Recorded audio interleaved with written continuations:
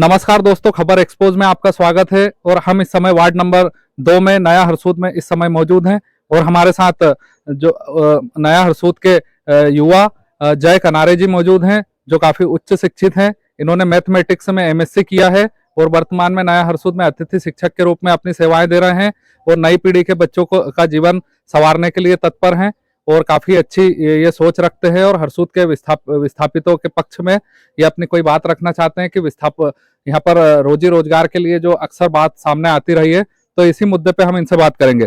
कनारे जी, आपका स्वागत है। स्वागत है वसीम भाई, आपका भी। पहले तो मैं आपका आभार व्यक्त करता हूं कि आपने मुझे समय दिया। जी वसीम भाई, मेरा यह मुद्दा है कि पहले तो हरसूद के विस्थापित युवाओं को रोजगार उपलब्ध होना चाहिए। इसके लिए शासन उद्योग यहाँ पर स्थापित कर सकती है ना। कुछ लोगों को यहाँ पे रोजगार भी मिल रहा है, जैसे माइक्रो सिंचाई योजना जो चल रही है, उसके द्वारा कुछ लोकल लड़कों को रोजगार तो मिला है, पर यहाँ पे बहुत सारे बेरोजगार युवा है। तो मैं चाहता हूँ कि उनको भी रोजगार मिलना चाहिए। और वसीम भाई, मेरा दूसरा मुद्दा ये है कि विस्थापन के समय जिन परिवारों को 18-30 के छोटे प्लाट मिले होंगे, क्योंकि अब वो परिवार बढ़ चुका है, लड़कों की शादियां हो चुकी है, तो शासन को उनके हित में भी या तो उनको प्लाट आवंटित कराए, क्योंकि आज की महंगाई के तौर पर वो मतलब खुद से तो प्लाट नहीं खरीद पाएंगे, इसीलिए उनको कुछ सब्सिडी देकर उनको प्लाट उपलब्ध कराए। जी।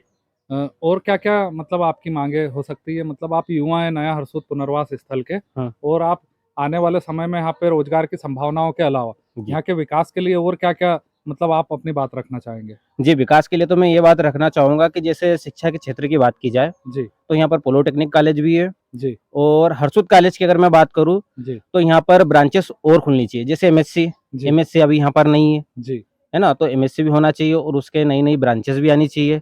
जिसके अलावा एक आईटीआई भी होना चाहिए मेरे विचारों में यहाँ पर, ताकि यहाँ इस विस्थापन क्षेत्र का जो युवा है वो पढ़ने के लिए वो बाहर नहीं जाए। जी।